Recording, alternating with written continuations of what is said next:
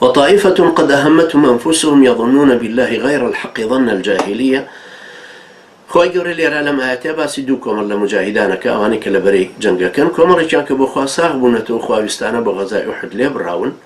کۆمەڵەکەی تر کە معتەبی کوڕی قوشەیر و هاوڕایانی بوون تەمەەن وەکو ئەسباب النزول باسیەکە بە ئومێدی دەستکەوتی جەنگ هاتبوونە غەزای ئوحدیش ئەویان دانا بگۆک و بەدر سەرکەوتنەکەیان دەسەکەوێوان غەنیمەتی باشیان پێ بڕێ.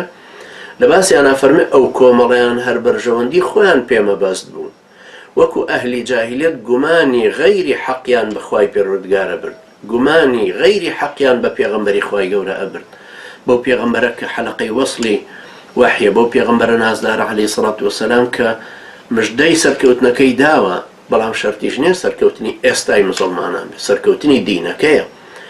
ئەنجا ئەیانت تۆ بڵێ ڕاست بێ کە پێغەمبەری خوایە؟ ئایا ڕاستە سەرکەوتنی خوایی بۆ دێ؟ ئەی بۆچی لە غەزا داین و شکستمان هێناوە؟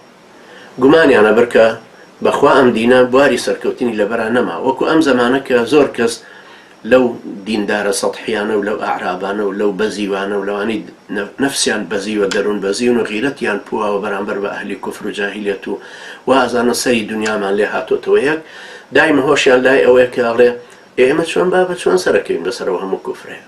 کاکە ئەمریکا خۆی هاتۆتە مەیدانەکە بە قوتێکی تەکنۆلۆژی، قوتێکی عسکەری بەهێز، بە ئەقمار سەناعی، بە تەجەسوس، بە ئەجهیزەی ئەلکترۆنی، جا هەموو سیلاحە چاکەی پیانە و هەموو شەڕکەرەی پیانە، هەرچی شتێکیان کە پێ بێ ناگەنە ڕۆم بەرامبەر بە جێشی خالیدی کوڕیوەلی. هەرچی شتێ بە قوت بن لە عەقیدەی قیتالیانە ناگەنە بەو ئیستیشهادیە کە خۆشی مفەخەخ کرد و سیارەکەشی و ڕۆڕووی ئەوانە ڕۆ بەرەو مەرگ بەرەو شەهید بوون بۆ سەر خستنی تەوحید و جیهادەکە. کامیان عەقیدەی قیتالیان بە قوتر؟ تۆی کە بەزیوی وە ئەزانی ئەهلی ئیسلام لە نوشستیان و دێنەوە دواوە. ئەهلی ئیسلام لەو سەری ئەندۆنیسیا و هەتاکو مەغریب هەمووی ڕقمێکن لە معادلەی سیاسی وڵاتەکانیان. ئێستا بیرکرە من عمرم 6 ساڵە بیرم دێتەوە کە لە ساڵی 70 دەستم بەنێوشکردن کردووە. ئەزانم ئەو زەمانە ئیسلام چەند غەریب بوو. ئەزانم لە ساڵی 70 لە وەسەتی 70 3-4 محەجەبە لەو شاری سلەیمانی هەبوو. بەڵام لە ساڵی 92 لە مزگەوتی جیهاد لە خوتبەیەکی جومعەیە 2000 ئافرەتی محەجەبە هاتبوو. ئێستا ئەو کەسانی کە بۆ خوا لێبڕاون و ئیسلامەتێکی ئەمەر کردووە چەند بە قوتر بوون. لەبەرەوە ئەم گومانەت بە خوای پەروەردگار نەبێ، ئەم بەدگومانیە بێئەدەبیە بەرامبەر بە خوای پەروەردگار کەوا بزانی مادام ئەوانە هەندە مهمن، مادام ئەوانە هەندە ئەچیزەیان هەیە ئەوان بە قوتە بن و ئەوان سەرکەوتووە. سەرکەوتن ئەو قاعیدەیە وەربگرە، ئەمە حەقیقەتێکی گەردوونیە، ڕێسایەکی عەقائیدیە کە خوای گەورە فەرمێ وەمە النەصر ئیلا من عند الله. سەرکەوتن بە هیچ شێوەیەک نایە ئیلا لە خوای گەورەوە. ئەگەر وا بوایە ناتۆ لە ئەفغانستانە سەرەکەوت بەسەر تالیبانە، ئەگەر وا بوایە ئەو هەموو قووەتە ئەمریکیە مجریمە زاڵە بوو بەسەر فەلوجەیە، زاڵە بوو بەسەر ئەو مسەلەسەی ئەهلی سونەت و جوان ئەو جوامێرانەی کە بۆ جیهاد لێ بڕابوون.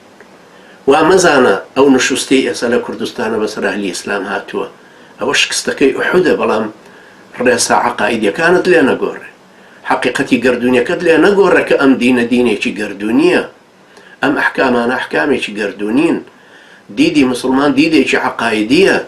وا تەماشا ئەکاتەوە کە بکەری هەموو ڕووداوێکی گەردوون، هەموو بزاوت و سرەوتێک بە قەدەری خوای پەروەردگارە، هیچ شتێ لە قەدەری خوای گەورە دەرناچێت.